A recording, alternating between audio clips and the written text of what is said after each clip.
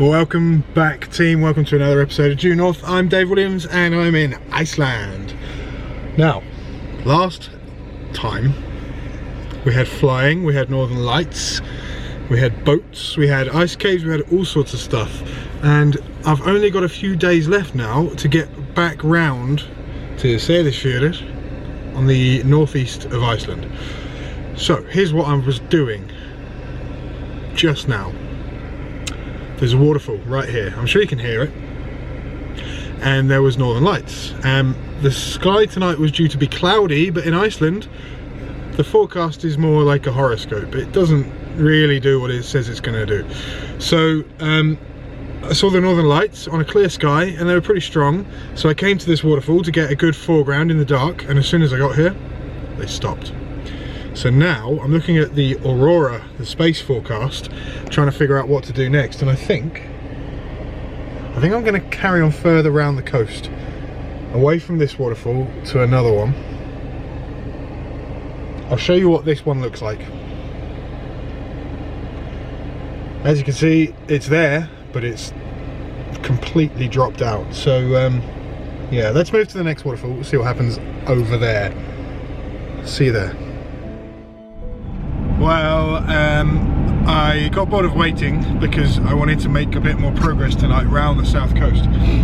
As soon as I left, I looked over my shoulder and it was back out, but it's low, it's on the horizon. So it wouldn't have looked great there anyway, because that waterfall is so dark, and without a strong aurora, there's nothing lighting it. I didn't want to throw artificial light on it. I'm ready to if I need to, but I didn't want to. It's not going to get me the right kind of look. However, there's another waterfall further along that you are probably familiar with. If you haven't been to Iceland, you will recognise it from pictures.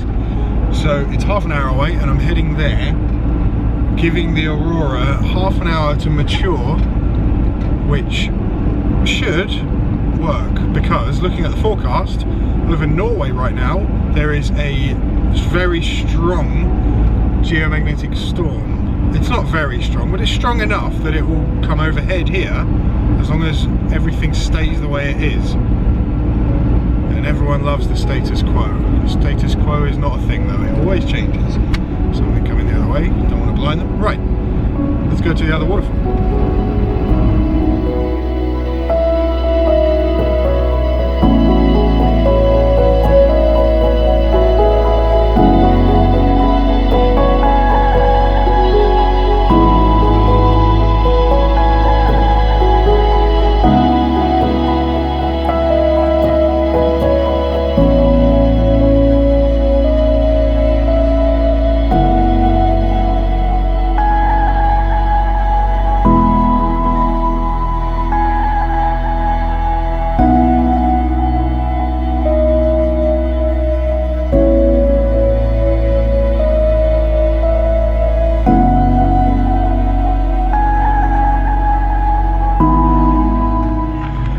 Well, that was very dramatic.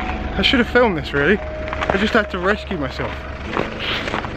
Fortunately, I'm a little bit smart with driving. Not 100%, but a little bit. And I went down this road, and it is a road. And then I got stuck right there.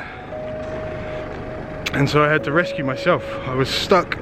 The snow is solid, it's like ice. So I had to... Let me see if I can get the light right. There we go. You should be able to see that. There's my equipment, my my spade, shovel, and max tracks. And it took a lot of backwards and forwards and a lot of digging the wheels out, because immediately it sank in and the snow just turned to ice. It's rock solid. Yeah, I just had to rescue myself. I wish I'd filmed it for you. It was fun. I'm freezing. Good morning, team. Last night, those northern lights were incredible. It was really moody and unsettled and unpredictable, which happens every now and then. And what happened is, I didn't do any time-lapse video for you, because it would have just been flashes and it would have looked really odd. I've done it before in Norway and it just looks really strange. There's no flow to it. So the lights were just strobing and they were all over the place, which is, if you do long exposure photos, that's really cool because you capture all of that and so it looks massive. Whereas what's really happening is it's happening like there's a flash over here and a flash over here and a flash over here. When you put all that together, it looks incredible, but when you see it in a video, it looks really strange. Anyway, I woke up in Vik i Merdal on the south coast, or the southernmost point, and today I'm driving 220 kilometers, 160 odd miles, 150, anyway, east, to Vestrahorn, Skogafoss. And the reason I'm doing that is because today is Saturday. Tomorrow, Sunday, in the evening, there's going to be a huge storm and it's going to affect the entire south coast, southwest, south and southeast, all the way from Egilsstaðir all the way around to Reykjavik. So I need to hide because it's going to be 30 meters per second, gusts of 40, and this van is like a sail. So I need to be stationary, I can't move, so I want to put myself in the place that I want to be. And if I'm on Skogafoss, I can get some cool pictures, I can hide in amongst the dunes. It's kind of sheltered, but it's a good place to be. And the mountains should give me a little bit of protection of the wind coming from the north, if that's where the wind's coming from. I haven't actually looked at the wind direction. Anyway, so I'm doing that. So I'm not really going to be stopping a lot on this drive. I might show you a few things on the way, but it's mostly about getting to the destination today to protect myself, or rather to protect my van. So let's hit the road. This is what I am currently.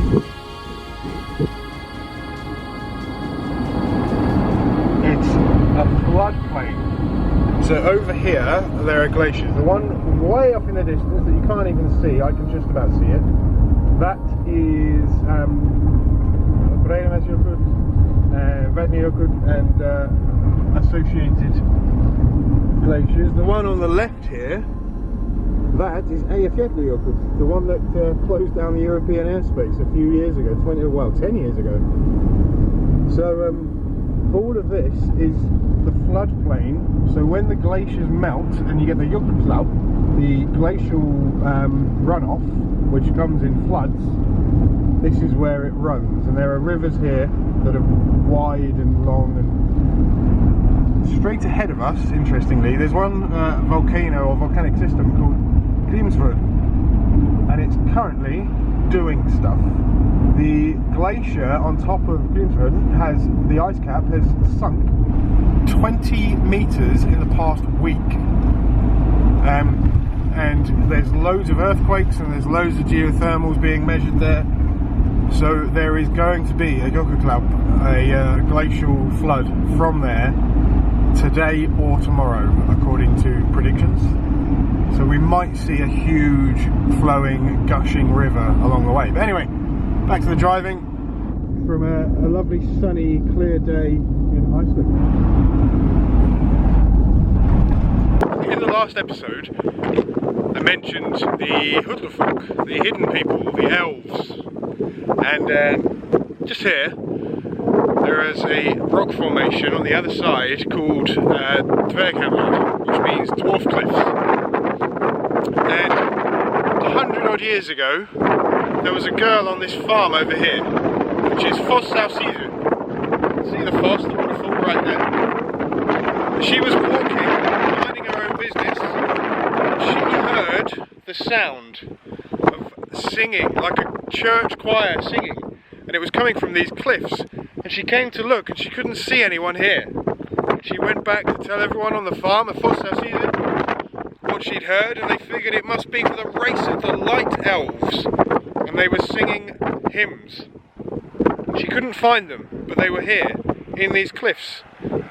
When you look around Iceland, it's easy to see why there are so many stories about elves and trolls and hidden people. It's because there are so many nooks and crannies and strange shapes and noises that that's how they can be explained. They can be explained by the fact that there are people there, little people, hidden people, elves. So there's one story. Let's carry on along the southeast coast, and we'll look at something on our next quick stop where I need to stretch my legs and rest because it's a very long drive. We'll have a look at something to do with the glacial floods. This is the Jökulhlaup, and it's mad. Grímsvötn is up here, this is the glacier, and it's underneath, way over at the back there. You can't actually see the volcano, but this 20-metre shift in the ice cap, and all the water underneath, where there's so much magma pooling underneath, causing the glacier to melt from the bottom up, which has caused the sink, has allowed all that ice to turn to water, and that water has escaped. And this is the water flowing from that volcanic system. And I have never seen this much water flowing here. I've been here about 15 times. You can see the power of it as it hits the bridge as well. This is crazy. This is a glacial flood. The colour of the water as well. It's black. You can see that it's just full of volcanic ash. Just over there, you can see this edge where this river course turns around that corner. You can see this black ash on these parts of the snow there. This is crazy. And by the way, right at my feet, volcanic rock.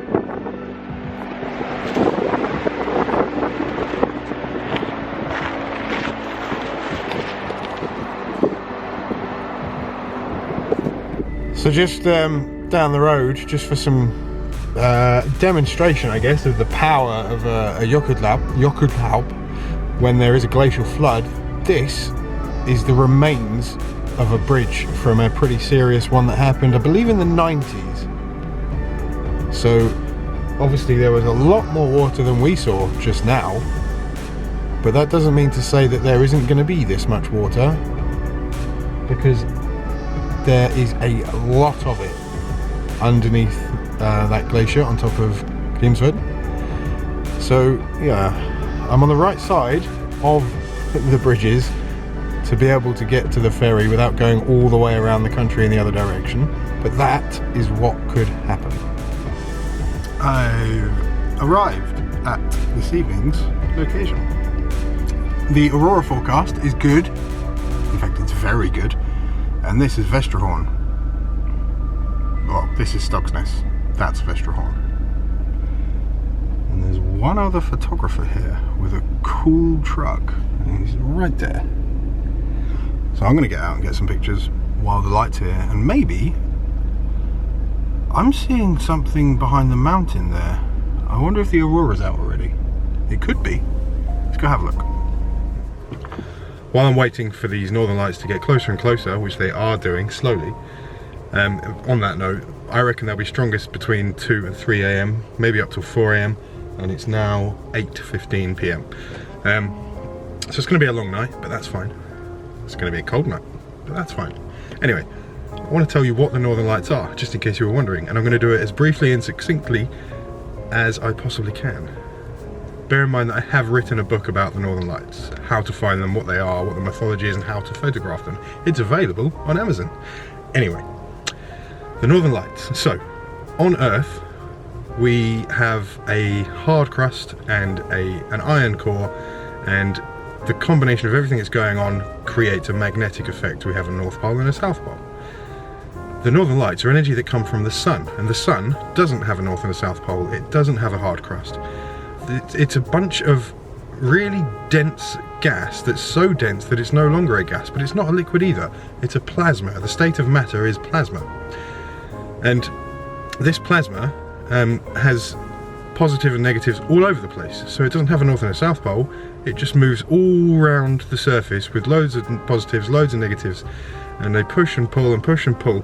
And eventually you'll have two positives that will meet each other, and they will have nowhere to go, so they go outwards, away from the surface. And these are called flares, solar flares. You've seen them in pictures of the sun, I'm sure, like arching out. The energy that builds up in these solar flares is phenomenal, and eventually there's so much energy with them being held together that they will snap, and they will no longer hold together, and they'll fly off through space. And this matter, this plasma that does that, it flies off through space at ridiculous speeds, and we're talking thousands of kilometers per second kind of speeds. It flies in any different direction it possibly can away from the sun. It doesn't always fly our way, but sometimes it does fly our way. And when it does that, the poles of the Earth push it and pull it, and it goes away from the equator and goes around the top and around the bottom and comes in to the poles, and then this plasma, this matter, interacts with the matter in our atmosphere, our ionosphere, and these particles will collide with one another. And when they collide, there's all kinds of chemical reactions going on, physical reactions going on, and they have to expel some energy, and the way they expel that energy is through light. And depending on what the particle is that they collide with determines the colour of the aurora. So you get greens and blues and pinks and purples and lilacs and all different colours depending on what's going on. This happens above our heads, up to 200 kilometres above us. So when you see lights on the horizon, if they're at 200 kilometres, they could be so far away from you based on the curve of the Earth, and the speed and the density determines the things that are going on with the aurora, whether you get the corona or the waves or the arcs or whatever it may be. So that is basically, succinctly, briefly, what the Northern Lights are. If you want to learn more in great detail, there's a book on Amazon. The link's in the description. Right, what? Oh, there's a bit of an arc coming off the mountain to the right. It's not strong yet, but it's there. Right, I'm going to drink my tea, warm up, and get ready and find some foregrounds and compositions.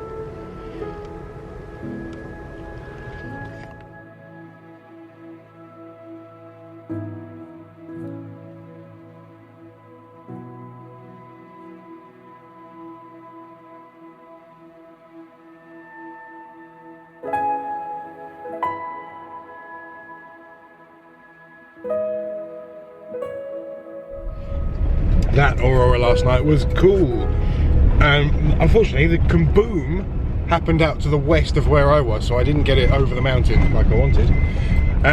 But it was awesome, nonetheless. Anyway, today I've got some work to do, but also there is a huge storm rolling in, and it's going to be here tonight with gusts of about 120 miles an hour and snow.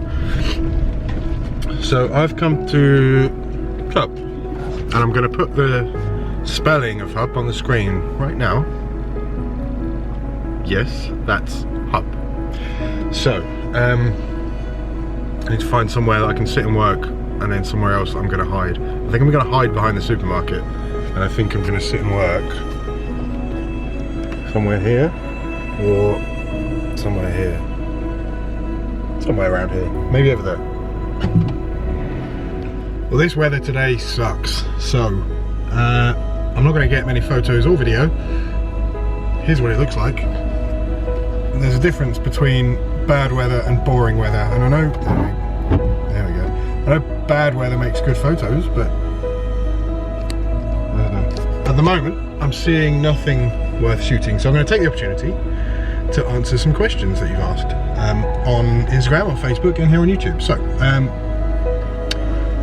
what tyres do I have on the van?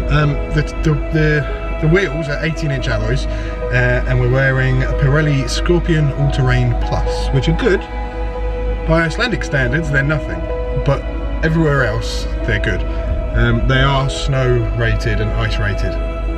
Although the van isn't heavy like a truck that it sticks to the road, and it isn't light like a car that it floats over the problems.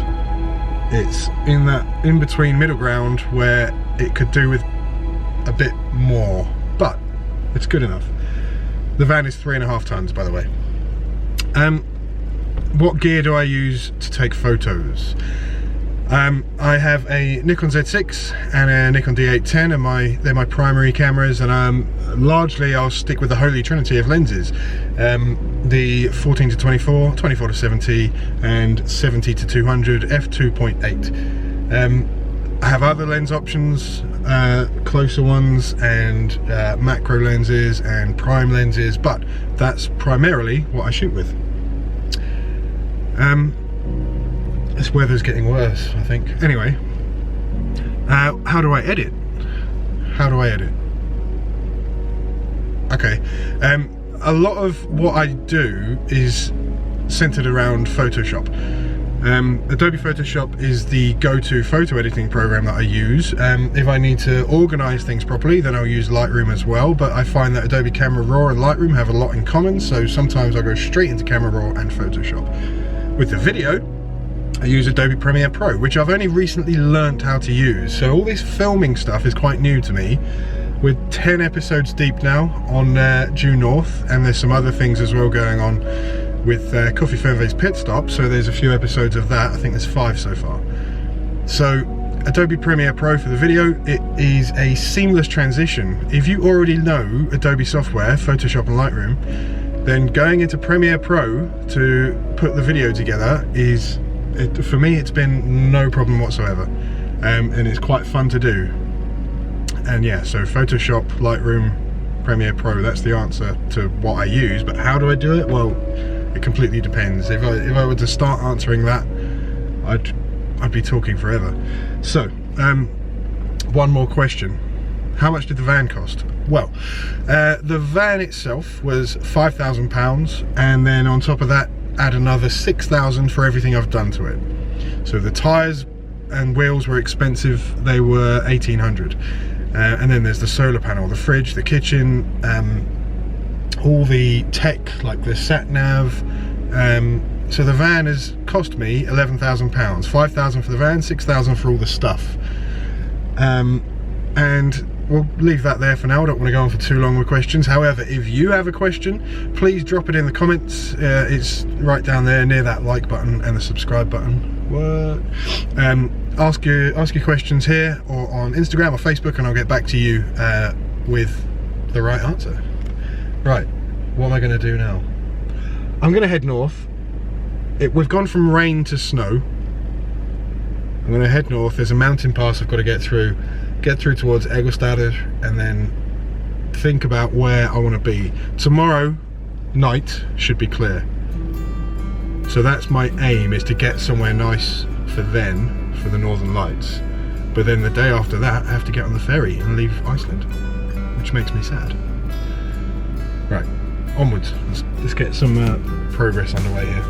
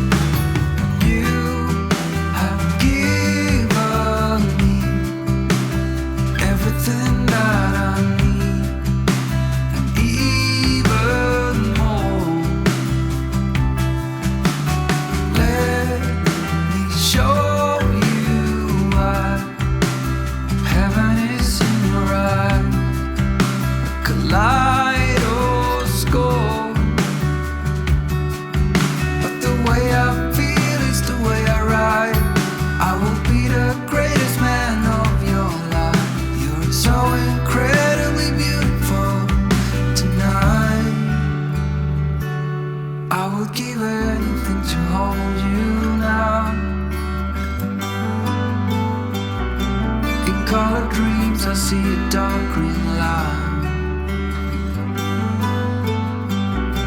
I still remember every sleepless night,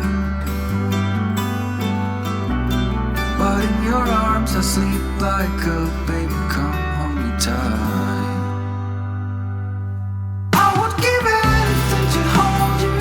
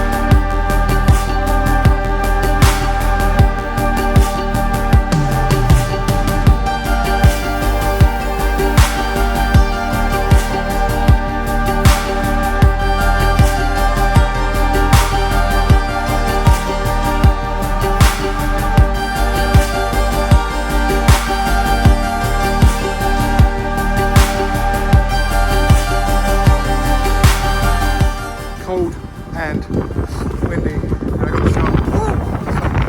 That's Skogafoss. And sorry about the wind. Right.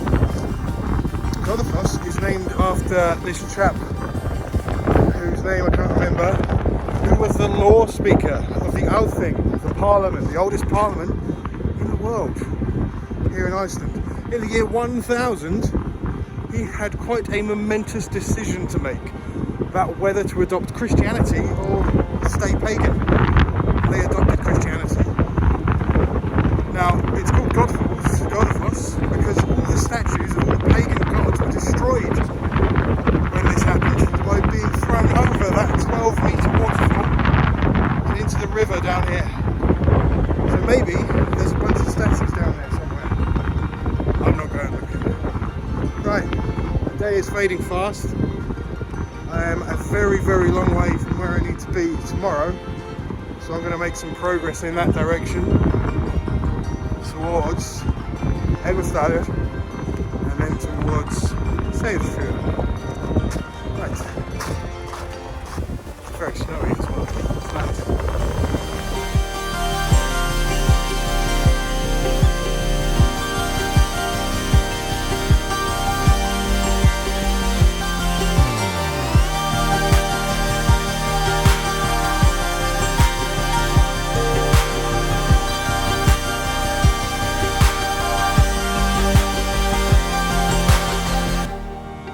Last night those northern lights were teasing me. They were just lingering on the horizon. So hopefully when I get out of Iceland into top of Norway and Finland and Sweden, there might be some more aurora. I think there probably will be. It's a higher latitude. And now I'm back in Vestrahorn, at the place that the Iceland adventure started, at this famous church, and I'm about to get on that ferry. Thank you very much for joining me. This week's been quite a short one. I'm Dave Williams. Remember guys, once in a lifetime, as often as you can. If you want to learn more about me, it's right in the description below by the like button and the subscribe button. Catch you later.